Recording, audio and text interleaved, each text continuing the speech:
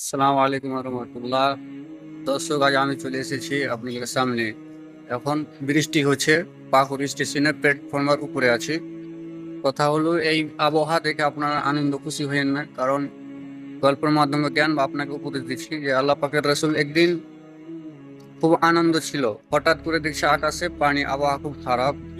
তখন আল্লাহ পাকের রব্বুল আলমিনের রসুলের মুখের হাসিটা, আনন্দটা হারিয়ে গেল।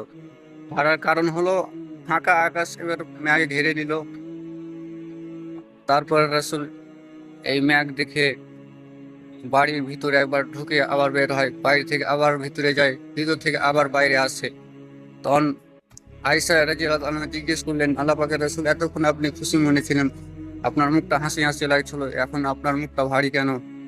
তো রাসূল সাল্লাল্লাহু আলাইহি সাল্লাম তিনি তাকে জবাব দিলেন যে, আয়েশা, আকাশে পানি দেখছি, এই আকাশের পানিতেই হয়তো আমার উম্মতকে আযাবে গ্রেফতার করে দিবে আল্লাহ, হয়তো আমার উম্মতকে শেষ করে দিতে পারবে।